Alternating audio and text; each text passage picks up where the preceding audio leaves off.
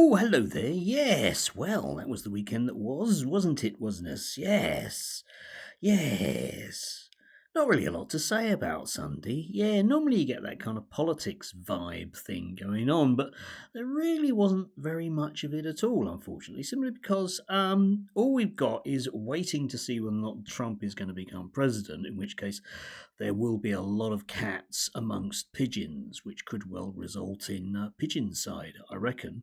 Yes, or indeed the Conservative Party leadership race, which has entered a level of surrealism, which is quite astounding. The Labour Party have decided to go back to the future and pretend it's 1995, but the Conservative Party appear to be very, very determined to believe that it's 1985, which may or may not be a plus on their part. Anyway, plenty of the right wing were sort of throwing themselves behind Robert Jenrick as the most charismatic and right wing one. So we had this list of 37 Conservative MPs, and you can see there were such luminaries as or and anyway, very, very big names in the party, and almost ironically, we must rebuild public trust now, and it must not be based on simplistic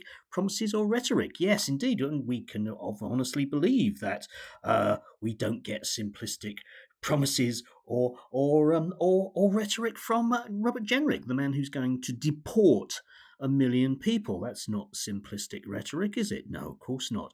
Anyway, again, in terms of the big name hitters, there's Robert Jenrick's been backed by the Conservative leader in Wales, Andrew R.T. Davis. Yes, just to make him very clear, from Andrew R.P. Davis. Yes, he's Andrew Andrew Davis, the small number of members party man. Yes, as opposed to Andrew Davis, the other one, Williams or something. I don't know.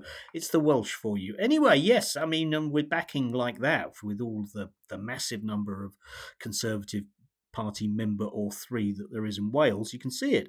Perhaps inevitably, we had the usual right wing suspects very much wanting him. We've got the Mail on Sunday: revive Rwanda plan now. It's the only way to deter boat gangs. Yes, you notice the way that we're back to all of the policies that they were totally unable to implement the last time around. So no doubt we'll get promises that we're going to get Brexit done. I'm sure that one's going to come back. Astounding. It really is astounding. Presumably we're going to deport 1 million people to Rwanda. Not that that's just a bunch of, rhetoric and a lazy promise. Okay? Undoubtedly. And, the mere fact that all of the nasty right wing commentators like Connor Tomlinson and all the rest of them are sort of throwing themselves behind Robert Jenrick should be enough to make you think that maybe he shouldn't be the leader in so many different ways. I mean, perhaps I shouldn't be always rude about Connor Tomlinson, but he is the type of person whereby if I was on fire and he suggested I put water over myself, I would probably continue in agony whilst I thought about that one as to whether or not it might be a good idea.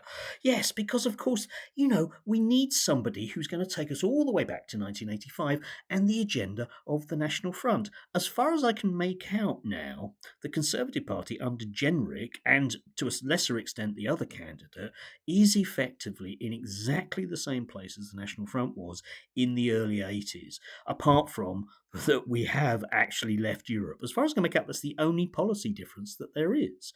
Now, you might well say, yeah, well, that's just one of those things. It's the way public opinion has gone, except, of course, this isn't public opinion. That's the basic problem with this. I mean, with Jenrick and with Badenoch, they aren't reflecting public opinion. They're reflecting a tiny handful of people within the Conservative Party, a tiny number of Conservative MPs, but a very, very large number of British, rabidly right-wing people in the media, which, of course, is why we've got here. It's not ordinary people, is it, when it's Connor Tomlinson? Yes, that kind of very, very strange Christian-based morality, right-wing stuff, doesn't really understand anything about the world, certainly not economics. Yes, he does believe that government printing money makes inflation, etc. Yeah?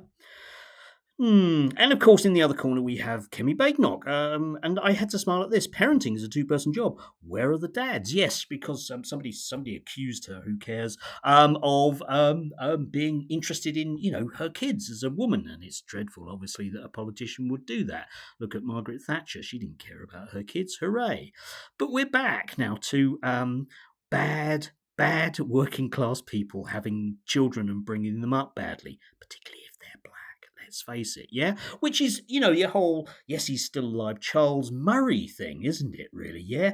We're completely back there to bell-shaped curves and the fact that some people have low IQs and really shouldn't be allowed to breed. Back to the future indeed. Meanwhile, this weekend, of course, in the real world, we discovered that the party of business was totally unable even to keep records of how much they were spending in terms of making sure that Tory voters in Oxfordshire didn't have to look at a railway track. You can't make this stuff up. Now, you might well not agree with the Labour Party, and that's fine, neither do I. But it isn't a reason, therefore, to vote for a bunch of people who, when it comes down to merely sitting there and saying to them, what about track and trace? What about Thames Water? What about the railways? What about the post office? Should be enough to make them curl up and start rocking and weeping because they don't have any answers. But magically, of course, magically, I know I overuse that word, but magically and magically and magically, I'm going to do it anyway. We live in a world where somehow all of that didn't happen. And the way that we go forward for the Labour Party is to make sure that business build hospitals, because after all, that worked out so well in the 90s. And for the Conservatives, it's blaming the blacks and the trans and the gays and the bad women, not the good women, the bad women, and the absent fathers and the welfare scroungers. It really, truly is back to the future again. Yes. And like the old joke says, I had deja vu once. Anyway, do have a lovely Monday. It might stop raining.